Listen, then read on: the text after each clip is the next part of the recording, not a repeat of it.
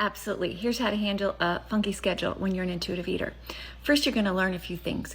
You're going to learn as you begin this transformation from diet brain to intuitive eating brain, which is amazing, that you don't need as much food as you think to be really happy eating.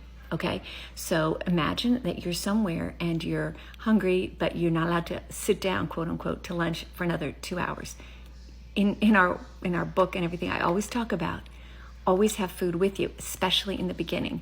Now, I'm talking about your desk at work, in your car, in your purse, or in your backpack, wherever you are, have food with you so that you don't get to that miserable hangry thing because you're trying to eat intuitively and you didn't preventatively eat, which is good. But then, oops, you're not great at this yet and you're starving and you can't eat lunch for 2 hours. We don't want to get there. That's no fun. It's not good for you. It's not taking care of yourself. Always have food with you. And what you're going to notice is if you even have obviously it has to be something that will keep, not refrigerated, just a few bites of something goes a really long way. And don't let that make you feel bad. I'm not telling you just to eat a few bites. I'm just saying it'll take you out of hangry. A few bites takes you out of hangry for most people. Unless you're just, a really big young guy or something, or just, athletic person who does tons of working out. It just doesn't take that much to just quiet that hunger back down until you can sit down or stand up. I eat standing up all the time. All the diet rules, all the things about use a smaller plate, sit down while you eat, all those, goodbye. None of those matter. None of those matter. The only thing that matters is that you wait until you're hungry to eat.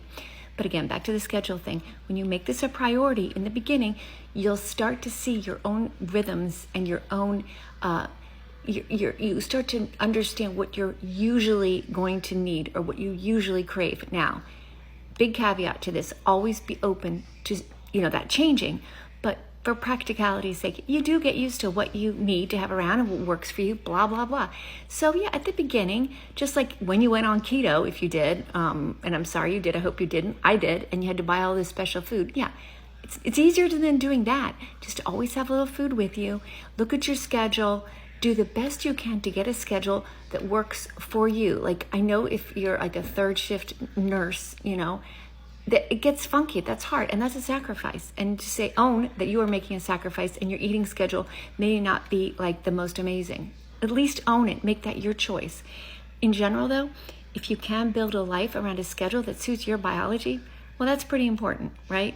But if you have a schedule that changes or whatever, this all works out. This is a long answer. The short answer is it works out just fine. You can do this. Just make it a priority.